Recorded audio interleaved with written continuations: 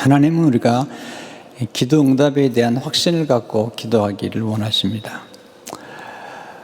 우리를 움직이는 가장 큰 힘 중에 하나가 확신입니다. 확신은 우리를 움직이죠. 근데 문제는 이 확신이 올바른 확신인지 아니면 잘못된 확신인지 잘 모를 때가 있다는 것입니다. 잘못된 확신은 잘못된 지식에서 나오게 됩니다. 잘못된 확신과 잘못된 지식을 가지고 살아가면서 거기에 열심히 붙으면 아주 위험한 것입니다. 좋은 올바른 확신과 올바른 지식의 열심은 아주 좋은 것이지만 잘못된 확신과 지식에 열심히 붙게 되면 그건 아주 인생을 파멸로 몰아갈 수가 있는 것입니다. 때로는 영원한 인생의 비극을 초래할 수 있습니다. 바울은 그런 점에서 잘못된 지식과 열심에 대해서 로마 10장 2절에서 이렇게 얘기하고 있습니다. 내가 증언하노니 그들이 하나님께 열심히 있으나 올바른 지식을 따른 것이 아니니라. 그리고 올바른 지식을 얻기 위해서는 성경으로 돌아가야 됩니다. 성경 안에서 우리가 올바른 지식을 발견하게 되고 그리고 올바른 지식에 근거한 확신을 얻게 됩니다. 오늘 본문의 말씀은 기도에 관한 확신, 성령님이 기도하시는 그 기도에 대한 확신과 함께 우리도 기도할 때 기도에 대한 확신을 갖도록 권면하시는 말씀이죠. 로마서 8장 26절 27절을 보게 되면 이와 같이 성령도 우리의 연약함을 도우시나니 우리는 마땅히 기도할 바를 알지 못하나 오직 성령이 말할 수 없는 탄식으로 우리를 위하여 친히 간구하시는 신이라. 마음을 살피신 이가 성령의 생각을 아시나니 이는 성령이 하나님의 뜻대로 성도를 위하여 간구하십니다. 바울이 지금 이 말씀을 기록하면서 정말 우리에게 전해지고 싶은 것은 무엇일까요? 첫째로, 기도하시는 성령님을 아는 지식은 복된 지식이라는 것입니다. 하나님을 아는 지식처럼 복된 게 없잖아요. 지식 가운데 가장 소중한 지식은 하나님을 아는 지식이죠. 근데 우리는 성부와 성자와 성령, 삼위일체 하나님을 우리가 믿죠. 근데 많은 경우에 우리가 하나님 아버지에 대해서 많이 알고 또 예수님에 대해서 많이 알지만 성령님에 대해서는 그 지식이 부족할 때가 많아요. 사실은 우리는 이상하게 하나님 아버지와 예수님을 예배하면서 성령님을 잘 예배하지 않을 때가 있어요.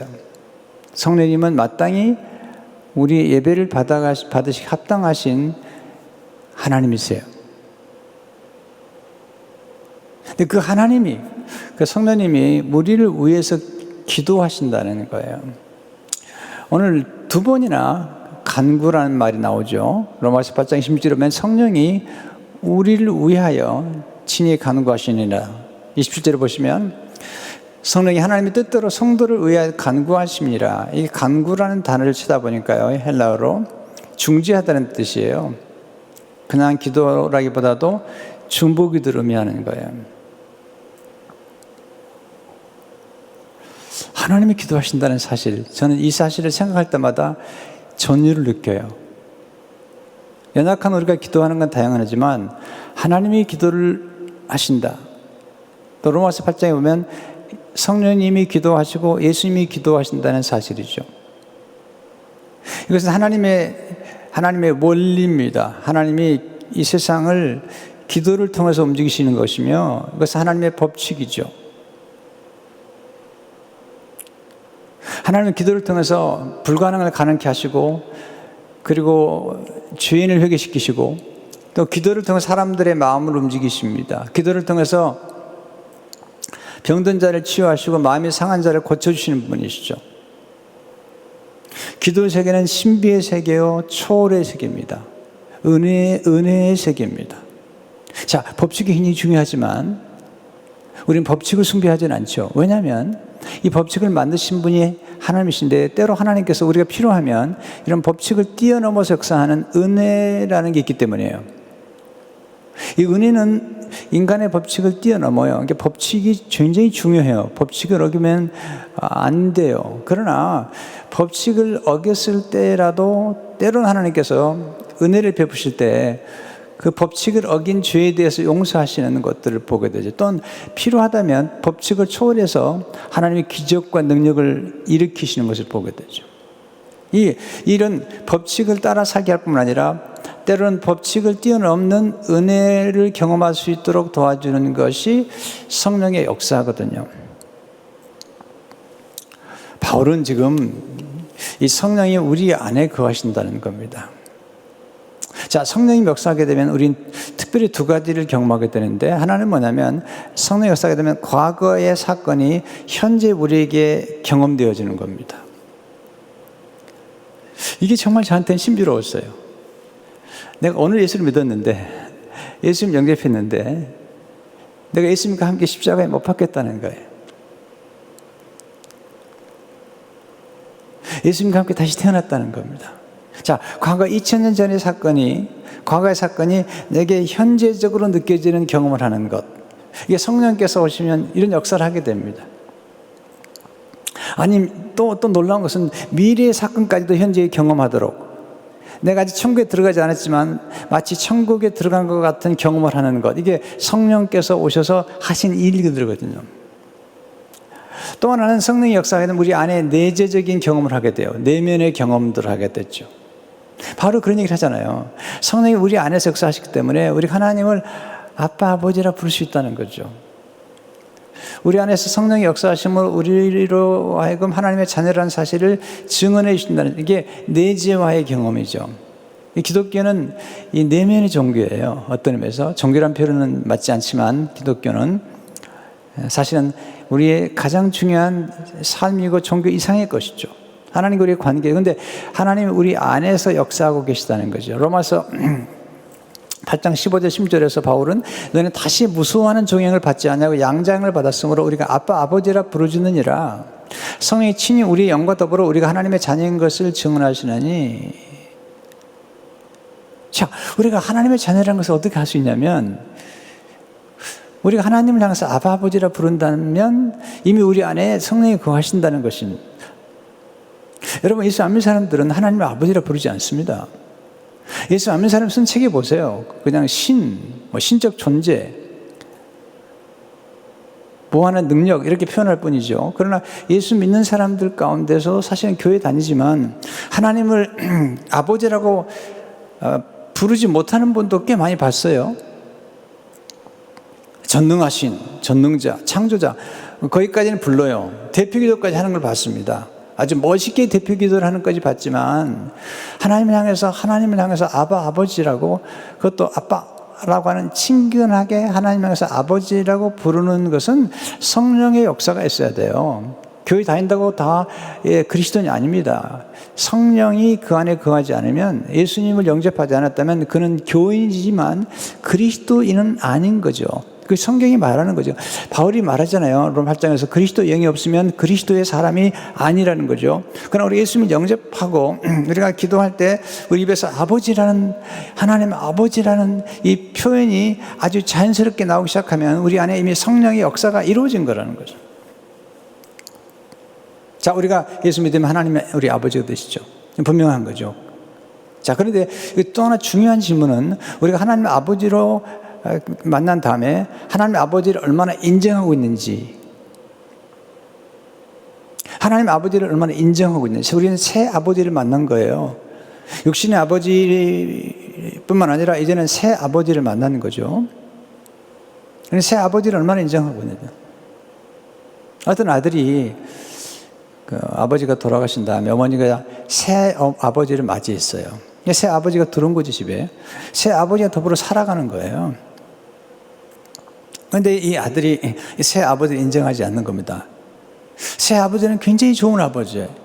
인격자예요, 인격자. 그리고 정말 능력 있고 부유한 분이에요. 그런데 인정하지 않는 거예요. 여러분 아시죠? 인격자들은 강요하지 않습니다. 기다림자. 어느 날 이 아들이 정말로 어려운 문제를 직면하게 됐어요. 자기 힘으로 도저히 해결할 수 없는 거예요. 그때 새아버지 찾아갑니다. 아버지 도와달라고. 아버지란 표현을 쓰고 아버지를 인정합니다. 그때 아버지가 그 아들이 직면한 문제를 다 해결해 줍니다. 너무 기뻐하는 것입니다. 우리가 예수 믿고 나서도 하나님 아버지께 우리가 하나님 아버지 인정해드리고 하나님 아버지 찾아가고 하나님 아빠 아버지라 부르는 것은 하나님께 기도하는 거잖아요. 그리고 그렇게 역사하도록 성령께서 우리 안에 역사하는 거예요. 또 하나는 우리 안에 거하시는 성령님을 얼마나 인식하는지, 내가 성령이 내 안에 역사하다는 사실을 알고 그리고 인정하고 예배하고 찬양하는지, 성령님에 대해서 말이죠. 자, 모든 것은 인식에 의해서 결정이 됩니다. 내가 가지고 있는 것, 어떤 분들은 본인이 가지고 있는 걸 참 몰라요. 성령이 역사하기 전까지는 본인이 가지고 있는 것, 하나님 주신 것들에 대해서 잘 깨닫지 못해요. 결혼생활 하면서도 서로 남편과 아내가 얼마나 소중한가를 몰라요. 그러다가 예수님 안에서 은혜를 받기 시작하면 새로운 눈이 열리게 돼요. 아, 내게 주신 아내가, 내게 주신 자녀들이 이렇게 부족한 것도 있었지만 이제 보니까 정말 귀하다고 하는 사실들을 경험하게 돼요. 성령을 받게 되면 자꾸 좋은 게 보여요. 아니, 좋아 보여요. 이게 하나님의 역사거든요. 놀라운 사실은 성령님께서 우리를 위해서 기도하실 뿐만 아니라 우리를 위해서, 우리를 대신해서 중보 기도를 하실 뿐만 아니라 성령이 우리 안에서 기도하게 하시는 거예요. 우리 안에 간구의 영, 심령을 주셔서 우리가 기도하게 하는 것입니다. 여러분, 마귀는 절대로 기도할 마음을 주지 않습니다. 절대로 기도할 마음을 주지 않습니다. 마귀는 성경을 읽을 마음을 절대로 주지 않습니다. 만약 우리 마음속에 성경 읽고 싶고 성경을 암송하고 싶고 묵상하고 싶고 또 하나님 말씀을 따라 기도하고 싶다면, 하나님 앞에서 무릎 꿇고 기도하고 싶다면 갑자기 마음이 외로워지고 때로 쓸쓸해지면서 기도해야지, 상한 심령이 돼서, 약한 심령이 돼서 하나님 앞에 기도해야 되겠다라는 생각이 든다면 그게 성령의 감동으로 역사하는 거예요. 성령의 감동이 우리 안에서 지금 역사하고 있는 것입니다. 이게 얼마나 좋은지 몰라요. 그래서 스가랴 12장 10절을 보게 되면 내가 다윗의 집과 예루살렘 주민에게 은총과 간구하는 심령을 부어주느니, 기도하는 심령을 부어준다는 거예요. 여러분, 아무나 기도하는 것 같지만 아무나 기도하지 못합니다. 여러분, 기도를 아는 것, 기도한다는 것은 굉장히 중요한 거고 축복인 것이죠. 근데 이 역사 속에는 하나님의 성령의 감동과 감화가 있기 때문에 이게 가능한 겁니다.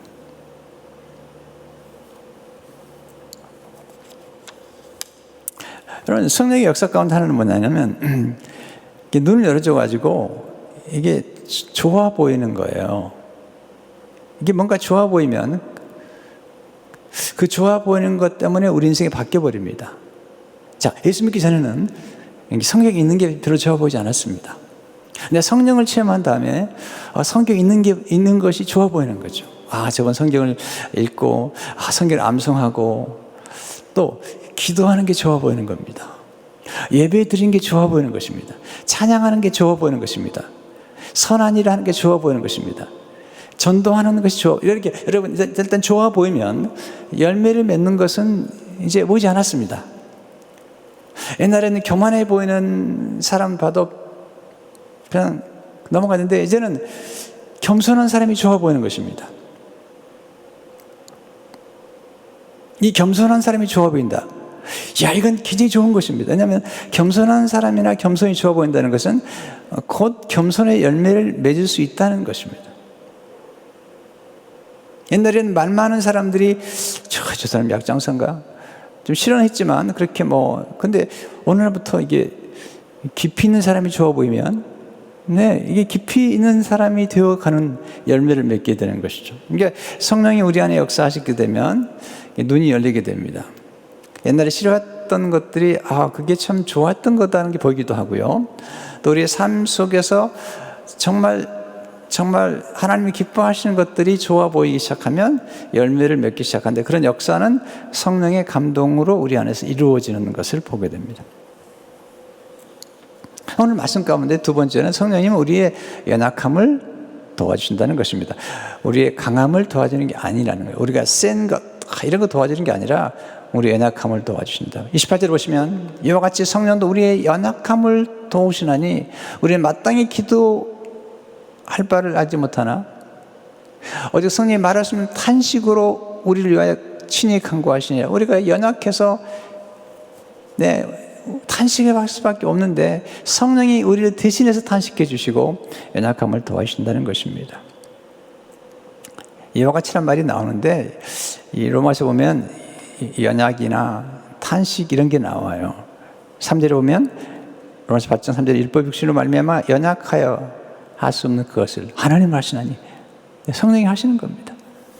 22절을 보게 되면 피조물이 다 이제까지 함께 탄식하며 함께 고통을 겪고 있는 것을 우리가 아니라 이 함께 탄식한다는 이 피조물 속에는 우리도 들어있죠. 인간도 탄식하잖아요. 고통을 받잖아요.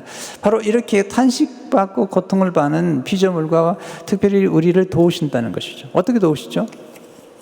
이게 중요한 거죠. 첫째로 성령님 위로를 통해 우리 연약함을 도와주세요. 우리 연약할 때 제일 필요한 게 위로입니다. 위로. 우리가 연약할 때는 충고가 아니라 우리가 연약할 때는 위로가 필요해요. 어떤 분들은 우리가 쓰러졌을 때 와서 충고하려고 그래요. 아플 때 많이 아픈데 충고하려고 그래요. 회개하라고. 당신 믿음으로 살지 않아서 그렇다고 자꾸 충고를 해요. 충고. 우리가 필요할 때 충고가 필요할 때가 있어요. 우리 인생에서. 그러나 우리가 연약할 때는 충고가 필요하잖아요. 특별히 우리가 연약할 때는 충고가 필요한 것이 아니라 위로가 필요한 거예요. 성령님이 위로자세요. 우리가 연약하다는 것은 우리가 환난을 만났다는 거예요. 아주 극심한 환난을 만나는 거예요. 아니 극심한 환난을 만나고 너무 어려운데 그때 와서 충고하는, 마치 욥의 친구들처럼 욥이 그토록 어려운 환난 중에 있을 때에 충고하잖아요. 와가지고 욥에게 필요했던 건 충고하는 친구가 아니라 위로하는 친구가 필요했던 거예요. 성령님 위로자세요. 참 바울은 하나님을 경험했는데 그 환난 중에 하나님이 위로하셨다는 사실을 고린도서 1장 3절 4절에 기기하잖아요. 찬송하리로다. 그는 우리 주 예수 그리스도의 하나님이시요 자비의 아버지시요 모든 위로의 하나님이시며 우리의 모든 환난 중에서 우리를 위로하사 우리로 하여금 하나님께 받는 위로로서 모든 환난 중에 있는 자들을 능히 위로하게 하시는 이시로다.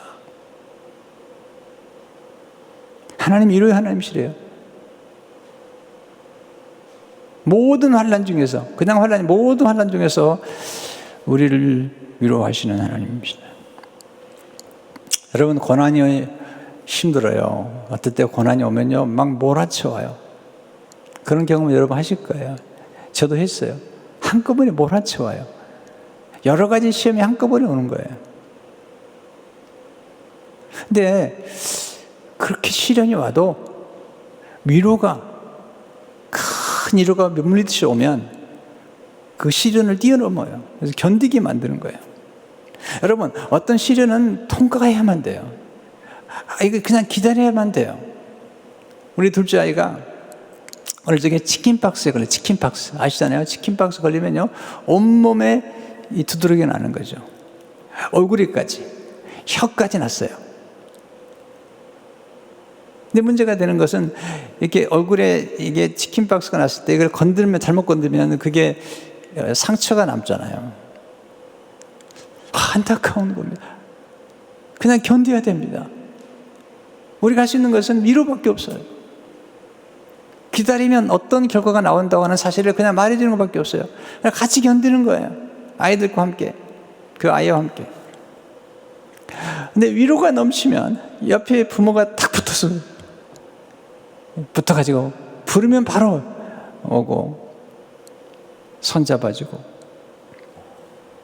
바로 이런 얘기를 해요. 고린도서 1장 1절에 보니까 위로가 너희 속에 역사하여 우리가 받는 것 같은 고난을 너희도 견디게 하느니라. 여러분, 고난 힘들지만 위로가 오면요 위로가 우리 속에 역사를 해요. 이렇게 그래가지고 고난을 견디게 만들어줘요. 고난을 극복하도록 만들어줘요. 고린도서 7장 4절을 보게 되면 내가 우리의 모든 환난 가운데 위로가 가득하고 기쁨이 넘치는도다. 와, 여러분, 환난이 굉장히 큰데 환난보다 더 넘치는 위로가 있고요, 환난 중에도 넘치는 기쁨 때문에 이 환난을 그냥 이겨버리는 거죠. 이게 그리스도인들의 신비로운 은혜고 성령의 역사가 나타나면 그런 일들이 벌어지는 것입니다. 성령이 오시게 되면 우리를 하여금 하나님을 바라보게 만들어요. 사탄은 고통을 만나면 땅을 보게 만들고 문제를 보게 만들어요. 조비 목사님이 쓰신 위로라는 그 책에 보면 위로를 이렇게 정의했어요. 위로란 하나님을 바라보는 힘이다. 너무 좋은 거예요.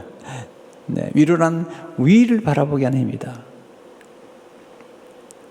우리에게 이러고 오면은 하나님을 바라보게 만들죠. 위를 바라보게 만들죠. 그렇게 함으로써 우리 삶 속에 변화가 나타나고 하나님 악망하는 중에 힘을 얻게 돼서 고난을 견디고 극복해버리는 거죠, 나중에는요.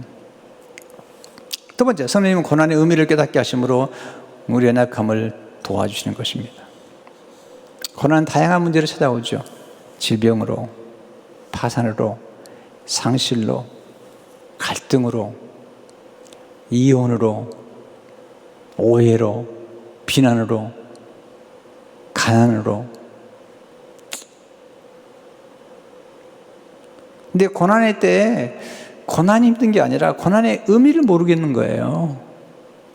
근데 성령이 오셔가지고 고난의 의미를 깨닫게 해주시는 거예요. 어떻게? 십자가를 통해서. 어떻게? 하나님께서 쓰신 인물들 속에 그들이 경험했던 고난을 통해서 고난이 나쁜 것만은 아니라는 사실을 보여주는 거예요. 아까도 말씀 성령이 오시게 되면 고난도 좋게 보이는 거예요. 아니, 지나간 과거의 상처와 버림받음과 그리고 상실이 하나님의 섭리 안에서 좋게 보이는 거예요. 이게 정말 중요하거든요. 우리 인생에서 이게 고난의 의미나 또 고난 속에 담겨진 어떤 축복을 볼 수 있다는 것은 정말 좋은 거거든요. 저는 예수 믿기 전에는 참 가난이 싫었거든요. 또 참 어떻게 보면 불행한 가정에 성장했는데, 역기능적인 가정에 성장했는데 그게 좀 많이 힘들었어요. 근데 예수 믿고 성령을 체험한 다음에 내가 경험한 것은 그래도 그 가난이라는 게 나로 하여금 참 열심히 살게 만들었구나, 하나님 의지하게 만들었구나, 또 하나 역기능적인 과정에서 태어나고 성장하는 까닭에 어려운 가정들이나 역기능적인 삶 속에 살아가는 가정들이나 또는 싱글맘이나 또 이혼하고 또 재혼하고 이런 가정들에 대해서 너무나 제가 잘 이해할 수가 있는 거예요. 너무나 잘 품을 수가 있는 거예요. 왜? 내 인생의 경험들이 나를 오히려 복되게 한 거거든요. 좋게, 인생의 시련과 역경이라는 것이 꼭 나쁜 것만 아니라는 사실을 눈뜨게 만들어주신 분이 하나님이세요. 이게 누가 하시는 거예요? 성령께서 눈을 열어줘가지고 사람들이 싫어한 것까지라도, 심지어는 불행이라고 말하는 것까지도 그 불행 속에 담겨진 하나님의 축복을 보게 해주시는 거예요. 오해하지 마세요. 제가 고난의 찬론자도 아니고 고난을 좋아하는 사람도 아닙니다만은, 그러나 고난에서 의미를 발견하면 견딜 수가 있는 거거든요. 제가 예수 믿고 나서 성령님을 통해서 받은 깨달음이 그런 거예요. 고통에는 뜻이 있다는 거예요. 고난에 의미가 있다는 것입니다. 하나님이 고난을 선용하신다는 거예요. 어떻게 선용하신지 제가 다음 주에 말씀드리겠어요.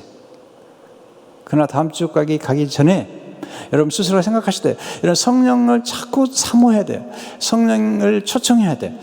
성령님을 의지해야 돼요. 그러면 성령께서 하나님의 깊은 것이라도 통달하시는 성령님께서 오시게 되면 우리가 보지 못하는 고난 속에 담긴 뜻과 의미와 그리고 하나님의 깊으신 손길, 그 손길을 하게 하시는 거죠. 세 번째, 성령님 우리의 연약함을 선용케 하심으로 우리를 도와주세요. 연약함을 야 이게 불행하다, 내가 연약하니까 불행하다 아니라 우리 연약함을 선용케 하세요. 자, 성령을 받으면 탁월해지는 게 뭔지 아십니까? 적용이 탁월해져요. 적용이.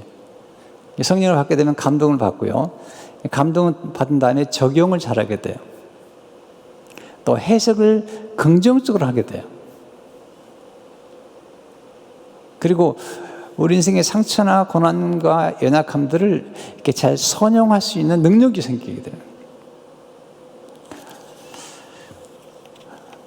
여러분, 뭐든지 하나님의 손에 올라가면 바뀌는 거죠. 오병이요? 약한 거잖아요. 버릇도 다시 먹고 있던. 그런데 하나님의 손에 올라가면 달라진 것처럼 우리의 연약함도 하나님의 손에 올려드리면 그걸 선용하시는 거죠. 어떻게? 첫째로, 연약함은 사랑을 끌어오는 신비로운 힘으로 역사하죠. 여러분, 강하면 공격을 받게 됩니다. 세잖아요? 그러면 싫어해요, 사람들이요. 세? 그래, 세구나, 싫다. 여러분, 사람이 사랑하면 약해져 버립니다. 사랑하면 집니다. 여러분, 아내를 사랑해 보세요. 다 집니다. 자녀를 사랑해 보세요. 이기지 않습니다. 사랑은 놀라운 힘을 가지고 있는데 스스로가 연약해져 버립니다. 아니, 연약함이 사랑을 끌어오는 것입니다.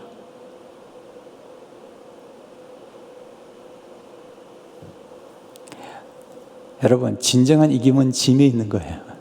어떻게 보면 역설이죠. 사랑하면 약해집니다. 사랑한 대상에 대해서 약해집니다. 그래서 연약함은 우리로 하여금 사랑을 받게 만듭니다. 두 번째, 연약함을 통해 우리는 겸손하고 온유해지죠. 가장 위험한 마음은 차가운 마음입니다. 딱딱한 마음이죠. 완악한 마음, 완고한 마음, 유연하지 않아요. 하나의 생각에 고집해요. 이게 딱딱해진 마음이에요. 이게 전체를 보고 유연하게 보고 다양한 각도로 볼 수 있어야지 이런 사람이 탁월한 사람이라는 거예요. 다양한 각도, 다양한 시각, 이렇게 내가 좋아하지 않은 생각도 다시 한번 생각해 보는 것. 이게 이제 성령을 받게 되면 이런 총명함과 명철은 다른 게 아니라 이렇게 다양함을 볼 수 있는 거예요. 본질을 놓치지 않고 하나님의 원리를 버리지 않으면서도 다양한 시각에서 볼 수 있는 안목이 생기는 거죠. 이게 겸손한 마음이죠. 온유한 마음이죠. 사랑의 특성이 여기 있잖아요. 고린도서 13장 4절을 보게 되면 사랑은 오래 참고 사랑은 온유하며 시기하지 아니하며 사랑은 자랑하지 아니하며 교만하지 아니하며 온유하잖아요. 또 교만하지 아니하며. 여러분, 강하면 부러집니다. 약하고 부드러운 것이 유연하고 오래갑니다. 곡선이 좋은 겁니다. 너무 각이 지면 안 됩니다. 인생이라는 것은 곤고해집니다. 강한 사람 곁에 사람이 오래 붙었을 것 같지만 그렇지 않습니다. 잠시 힘이 있으니까 붙어 있는 거지만 그러나 그 강함 속에는 무서운 파괴력이 있기 때문에 오래 가지 않습니다. 그러나 온유하고 따뜻한 것은 살립니다. 생명이 흘러갑니다. 딱딱한 것은 생명이 흘러가지 않아요. 생수의 강, 이것은 흘러가는 거예요. 하나님의 성령의 생수는 흘러가는 것입니다. 흘러가는 게 좋은 것입니다. 성령의 생수는 흘러가는 것입니다. 딱딱하면 생명이 흘러가지 않습니다. 열매를 맺을 수가 없습니다.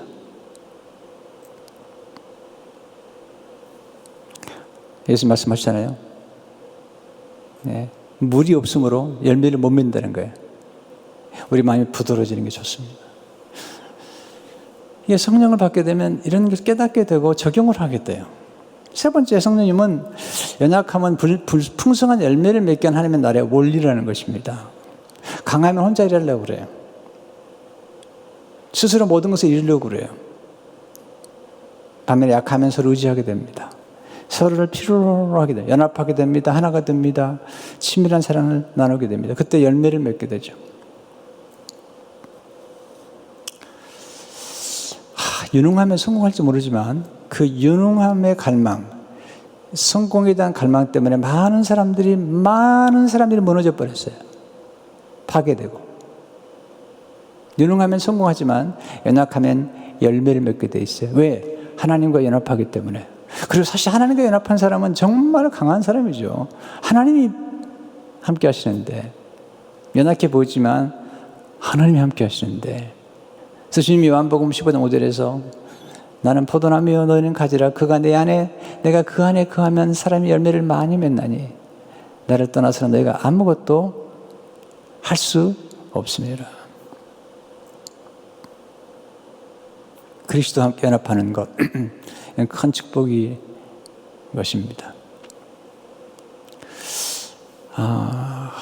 자꾸 내가 모든 걸 해야 된다는 생각을 버려야 됩니다.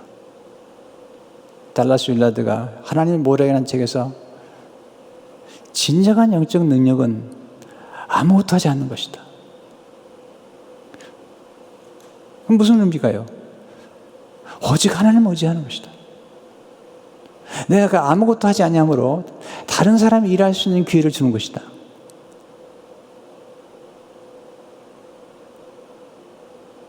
이야, 놀라운 얘기죠. 근데 수동태가 됨으로써 더 많은 일이 이루어지는 거예요.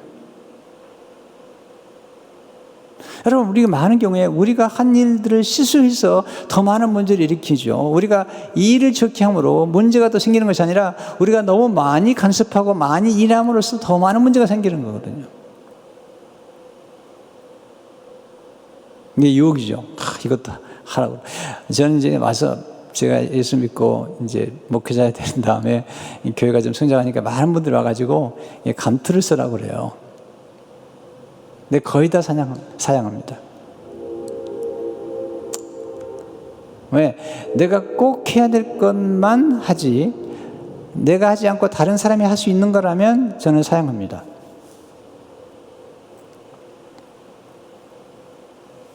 제게 맡겨진 이 목양은 제게 주어진 기한 안에서, 제게 주어진 이 구역 안에서 제가 사명을 다할 것입니다. 그러나 그 기한이 끝나면 다른 분이 해야죠. 마치 모세에게 하나님께서 말씀하시죠. 거기까지다. 거기까지다. 네, 그 거기까지다라고 할 때 거기까지 최선을 다하는 것입니다.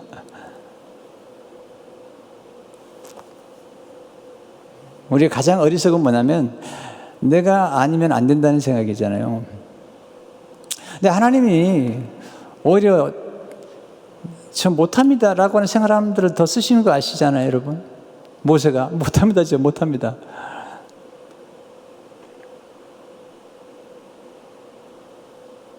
여러분, 수동태가 돼야 됩니다. 왜 연약함이 중요하냐면요. 왜 십자가가 중요하냐면요. 그 연약하고 아무것도 할 수 없을 그때에 성령이 임하신 거예요. 예수님 십자가에서 가장 연약했을 때 성령이 임해가지고 인류 구원의 역사가 이루어진 겁니다. 부활을 통해서 예수님이 부활하심으로 예수님이 십자가에 죽으시고 피 흘리신 그 연약함, 예수님이 아무것도 할 수 없는 그 연약함, 예수님이 피를 흘리면서 수동태가 되면서 아무것도 할 수 없는 그 연약함 때문에 인류 구원은 이루어졌으며, 그리고 성령이 임하심으로 부활의 역사가 나타났고, 그리고 우리에게 성령이 임하시는 놀라운 역사가 어디서 이루어졌죠? 십자가에서 이루어진 거잖아요.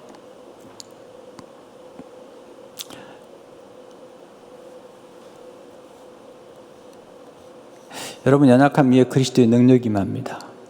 이게 중요한 겁니다. 여기 힘을 자꾸 빼야 돼요. 네, 힘이 들어가면 안 돼요. 기도란 힘을 빼는 겁니다. 여기 힘을 빼는 겁니다. 금식도 마찬가지입니다. 여기 힘을 빼고 성령의 능력을 힘입는 것입니다. 여러분, 아브라함이 이렇게 나이가 젊었을 때 그래도 하갈하고 같이 또 사라하고 같이 해가지고 육의 힘으로 이스마엘을 만들어냈습니다. 하나님 작품이 아니에요. 그런데 아브라함이 힘이 다 빠졌어요. 99세가 됐을 때. 그때 성령이 역사하셔서 이삭을 낳게 됩니다.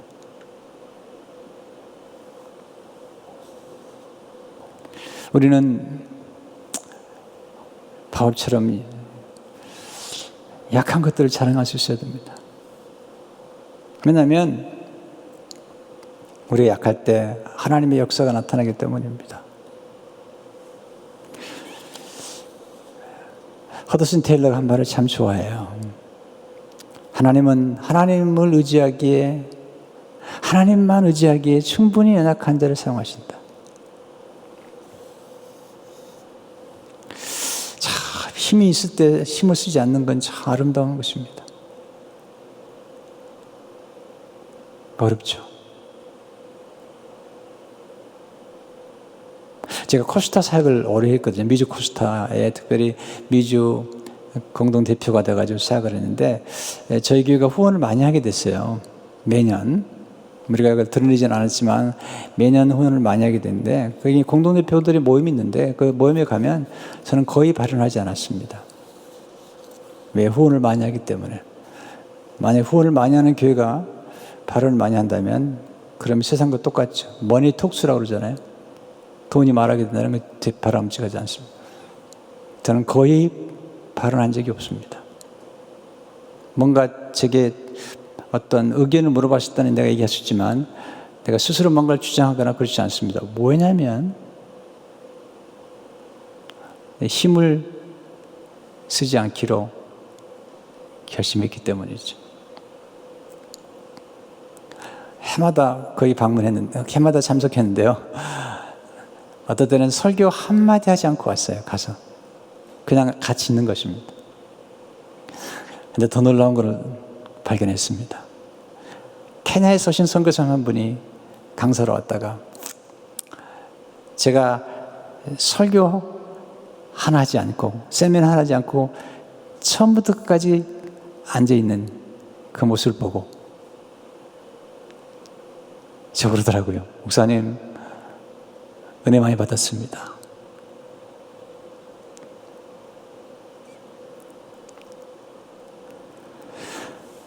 하나님 스스로 강하다고 생각하는 교만한 사람은 물리치십니다. 하나님 스스로 연약하다고 생각하는 겸손한 사람을 붙들어 주십니다.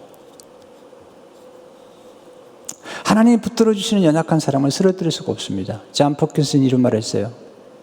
나를 파괴시키지 않는 것은 나를 더욱 강하게 만들어줍니다. 여러분, 연약함이 우리를 파괴하는 게 아닙니다. 강함이 우리를 파괴하는 것입니다. 오히려. 진정한 강함이란 힘을 조절하는 능력입니다.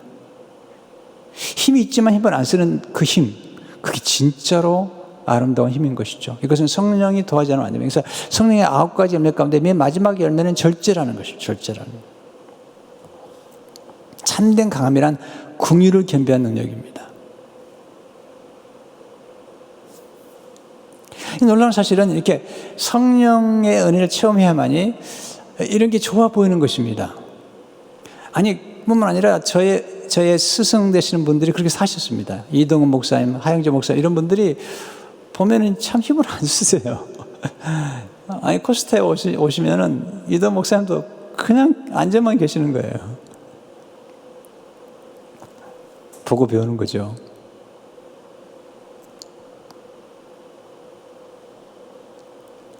참된 강함이란 육의 힘을 빼고 성령의 능력을 따라 살아가는 것입니다.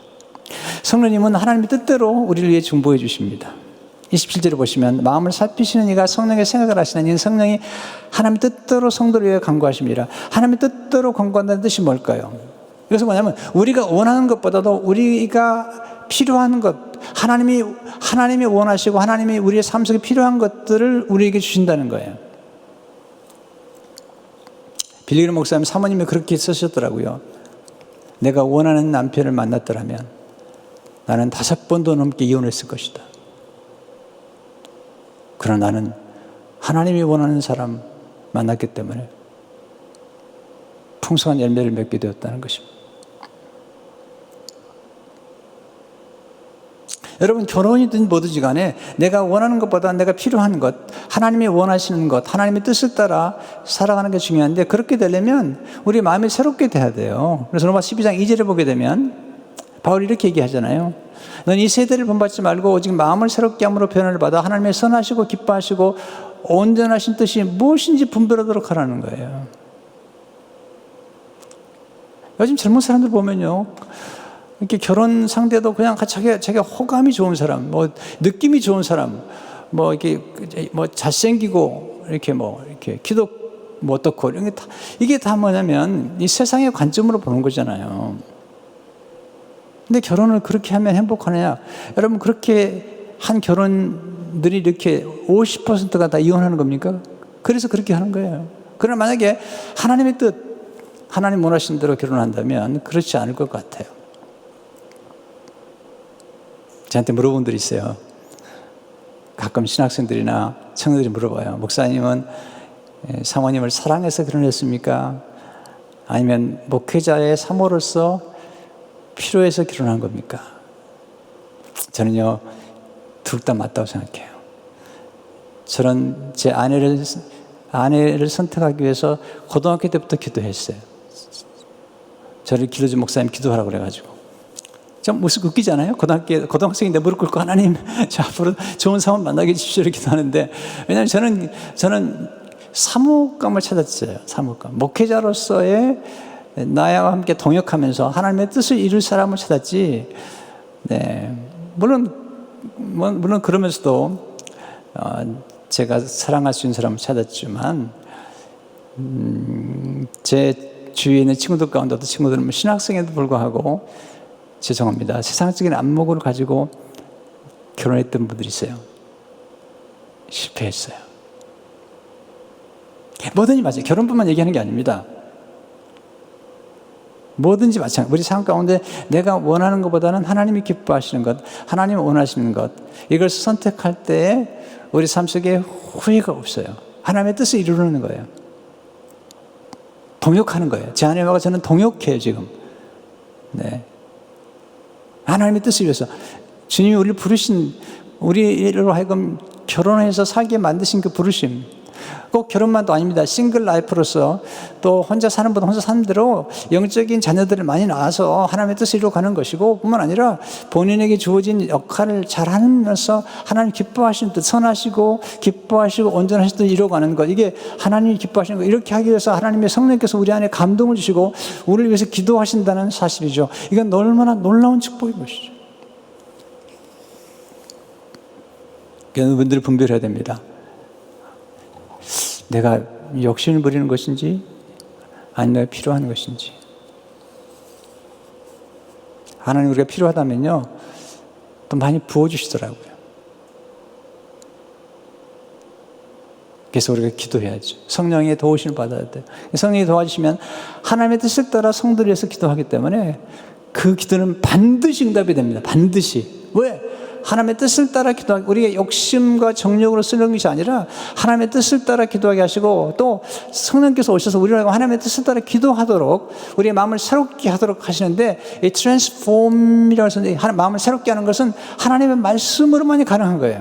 우리가 하나님 말씀을 읽고 하나님 말씀을 묵상할 때 하나님 우리의 마음을 새롭게 해서 우리가 원하는 것보다는 우리가 필요한 것, 하나님의 영광을 필요한 것, 우리의 야심이 아니라 하나님의 사명을 이루는 것, 그걸 선택하게 하시고, 그걸 선택함으로 더 기쁨이 충만해지는 거예요. 우리 삶이 행복해지는 거예요. 처음에는 좀 호감이 없는지 모르지만 갈수록 더 좋아지는 것이죠. 이 말씀 기억하세요. 우리 안에 성령이 내재해 계세요. 우리 안에 하나님 아버지와 함께 하시는 거죠. 기도하셔야 됩니다.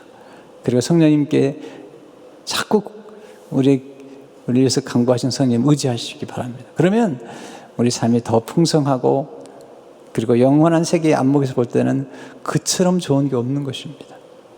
이 은혜를 여러분 간직하고 성령님의 중보기도에 감사하고 또 늘 기도하기 힘쓰는 우리 모두가 되시기를 주님의 이름으로 축원합니다.